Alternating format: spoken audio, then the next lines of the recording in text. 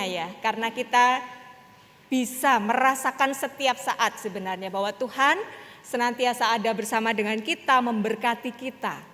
Bahkan tidak terasa masa Prapaskah kita sudah masuk dalam minggu Prapaskah yang ke-6. Dan seperti yang kita lihat bersama, kita masuk dalam minggu Palmarum. Dalam minggu Palmarum kita juga selalu diingatkan akan bacaan kita pada saat ini. Bagaimana Yesus mulai bersiap memasuki kota Yerusalem. Bagaimana Yesus dieluk-elukan oleh para muridnya.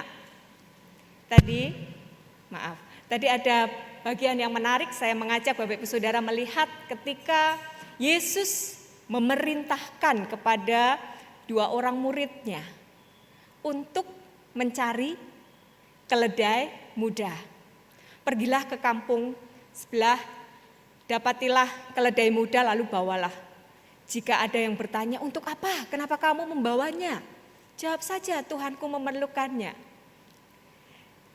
Dalam proses ini, dalam cerita ini, potongan cerita ini, kita bisa melihat bagaimana Yesus mencoba melibatkan, mengajak, memasukkan murid-muridnya dalam proses perjalanannya memasuki Yerusalem sebagai perjalanan menyatakan karya Allah.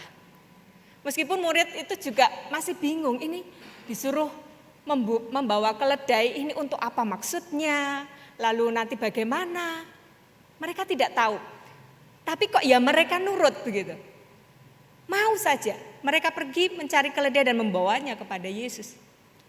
Hal ini menggambarkan bagaimana Allah yang luar biasa agung itu rela untuk menjadi sama dengan manusia, masuk ke dalam kemanusiaan melalui Yesus Kristus demi supaya manusia ini mengerti cinta dan juga karya keselamatan Allah sendiri. Cuma ya karena manusia ini pada dasarnya adalah terbatas, winates gitu ya, terbatas. Jadi ya sebegitu kuatnya, sebegitu hebatnya Allah berusaha supaya manusia mengerti apa yang menjadi rancangannya, apa yang menjadi karyanya, bagaimana cintanya yang sangat besar kepada manusia. Manusia tetap saja tidak mengerti, tidak bisa menangkap.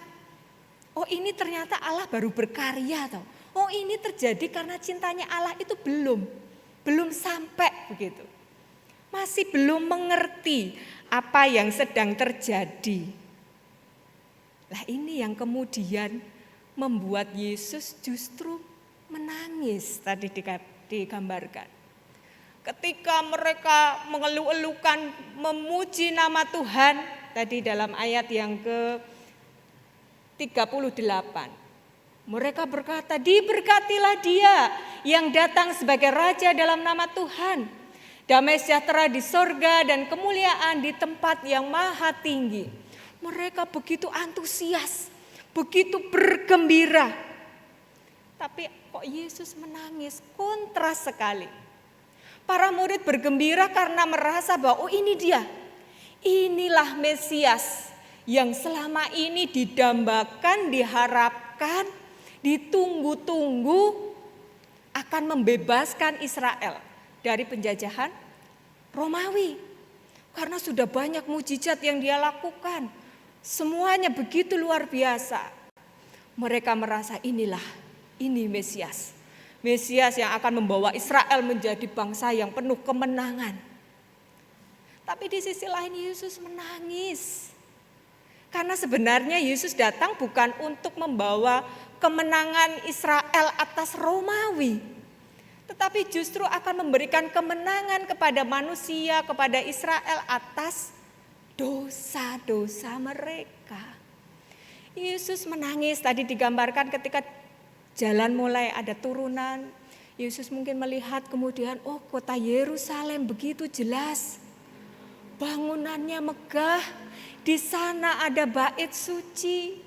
Mungkin Yesus juga terkenang bagaimana sebenarnya Yerusalem itu pada awalnya menjadi kota yang diperkenan oleh Tuhan. Bait suci ada di sana lambang kesalehan umat Tuhan. Tetapi ternyata dalam perjalanannya justru di Yerusalem banyak nabi-nabi yang diutus oleh Tuhan dibunuh, dianiaya. Yerusalem semakin ke sini justru semakin mendukakan hati Allah. Itu yang Tuhan Yesus sungguh menyesalinya, menangisinya. Alangkah baiknya kalau kamu ingat apa yang harus kamu lakukan untuk damai sejahteramu. Benar-benar Yesus meratapi, begitu ya, menangis, meratapi apa yang sudah Yerusalem lakukan, dan juga terlintas bagaimana penderitaan-penderitaan yang akan ditemuinya kemudian. Itu sudah terlintas dalam benak Yesus. Bahkan sebelum Yesus mau masuk Yerusalem, Yesus pun tahu bahwa di Yerusalem nanti ia akan mati, ia akan sengsara. Namun ya karena cintanya yang besar dan juga ketaatannya yang luar biasa kepada Allah, ini melebihi kengerian-kengerian gambaran penderitaan yang akan dilaluinya. Kita tahu bahwa dalam minggu sengsara, minggu depan ya kita sudah mulai masuk. Bagaimana minggu sengsara mulai dilewati oleh Yesus, bagaimana ia begitu setia dengan proses yang harus dijalani agar rancangan karya damai sejahtera Allah itu berjalan. Setia, sepahit apapun yang harus ia jalani, ia setia sampai akhir. Kita tahu bersama itu. Mungkin ini bisa digambarkan kalau mungkin di sini Bapak Ibu yang menjadi orang tua mungkin bisa merasakan apa yang menjadi kegundahan Yesus ini. Kira-kira demikian. Kalau orang tua melihat anak yang begitu dikasihinya, itu ternyata berjalan di jalan yang tidak benar, melakukan kesalahan. Orang tua tentu berusaha sekuat tenaga untuk mengingatkan, untuk memberitahu supaya anak ini ayo toh kembali ke jalan yang benar. Nanti kamu kalau tetap di jalan itu kamu akan terperosok, kamu akan jatuh, kamu akan menderita. Orang tua tentu akan demikian terhadap anak yang sangat dikasihinya. Meskipun kenyataannya mungkin anak-anak kita tidak bisa dengan serta-merta juga mengerti apa yang disampaikan oleh orang tua, mengerti cinta kasih orang tua, mengerti tujuan orang tua. Mungkin mereka masih akan terus membangkang. Dan apakah orang tua lalu melepaskannya? Tentu tidak.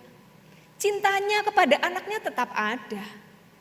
Bahkan kalaupun nanti anak itu terus ngeyel berjalan dalam jalan yang tidak benar itu, lalu dia terjatuh, menderita, mungkin orang tuanya juga akan turun, ikut menderita bersamanya.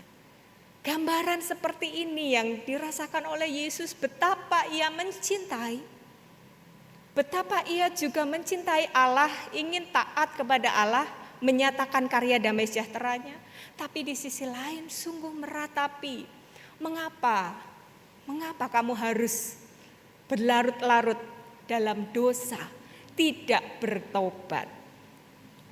Nah, Minggu Palmarum saat ini Bapak Ibu Saudara yang dikasihi Tuhan dan juga mengasihi Tuhan tentunya, saya ingin mengajak kita melihat ada dua hal.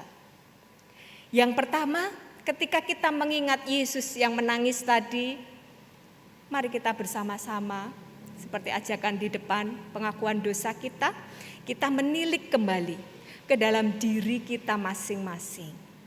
Dalam posisi kita apapun dan bagaimanapun kita sekarang, adakah perilaku atau mungkin harapan-harapan kita, keinginan-keinginan kita yang itu cenderung membuat Yesus menangis?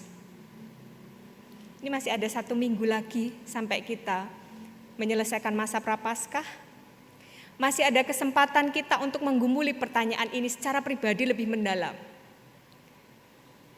Paskah, Prapaskah yang ke-6 ini mengajakku melihat, benarkah apa yang aku lakukan sekarang, selama ini, dimanapun, kapanpun, bagaimanapun kondisi kehidupan saya, apakah kira-kira Yesus melihatku menangis atau ia bersuka cita?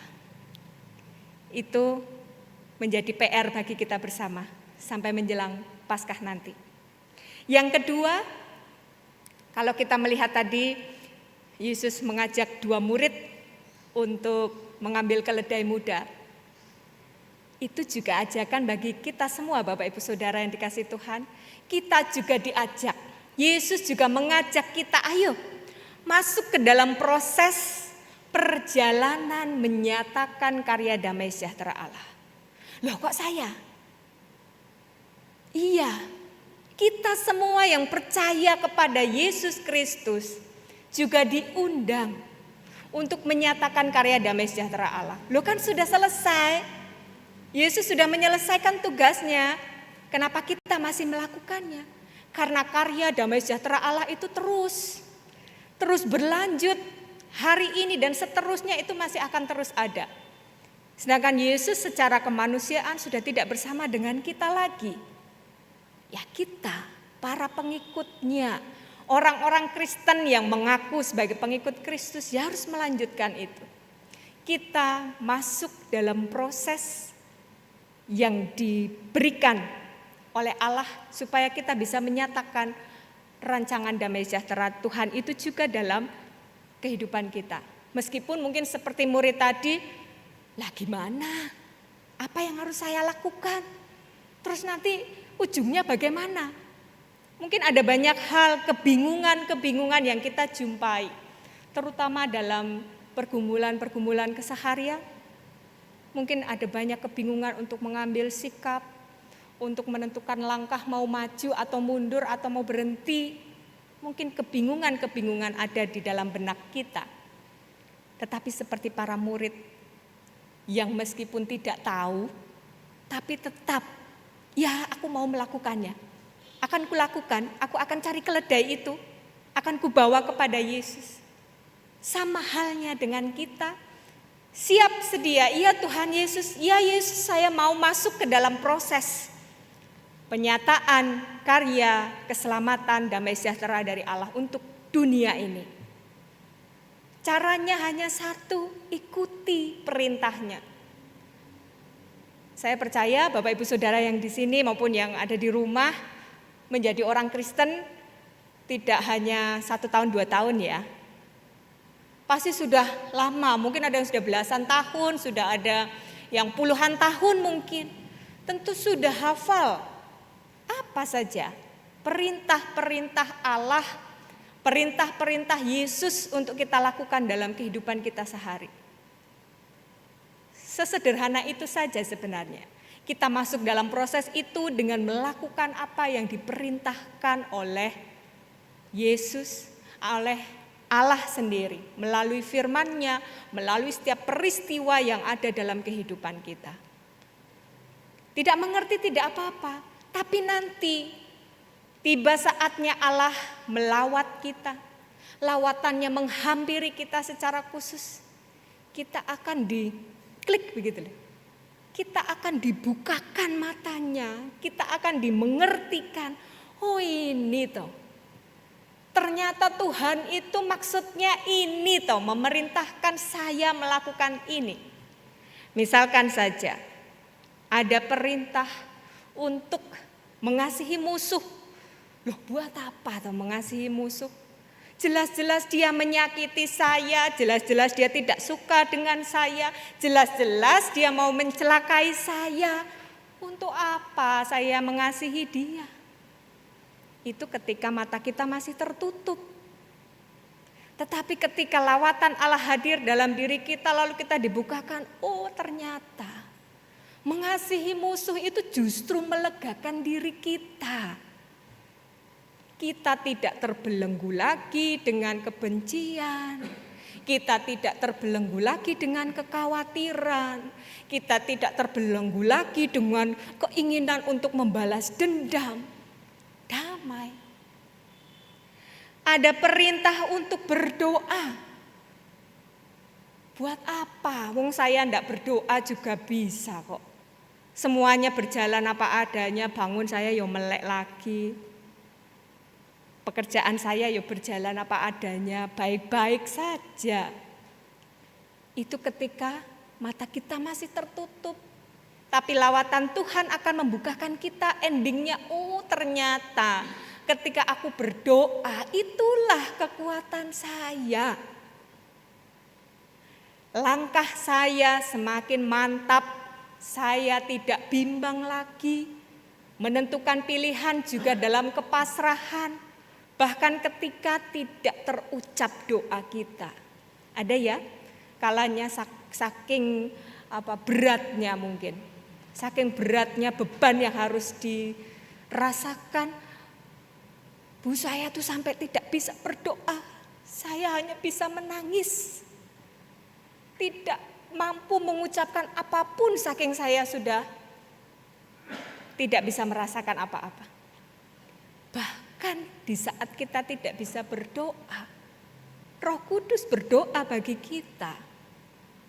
Saat mata kita terbuka, doa itu bisa menjadi nafas kita. Ya kan? Orang Kristen banyak mengatakan doa adalah nafas kehidupan orang percaya. Itu ketika mata kita dibukakan. Kalau belum ya doa, ngopon dadak doa. Gitu kan? Sama juga ketika kita dilibatkan Allah dalam karya besar dalam kehidupan kita seseharian. Dalam keluarga. Damai sejahtera Allah itu bisa diberikan melalui kita. Asal kita juga mengikuti perintah Tuhan.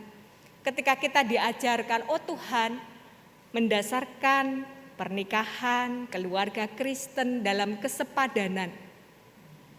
Di mana di sana ada saling menghargai, saling menghormati, saling menerima, saling melengkapi. Mungkin kalau masih tertutup, ayo istri itu harus manut suami. Anak-anak ya tidak boleh ngomong, harus manut orang tua.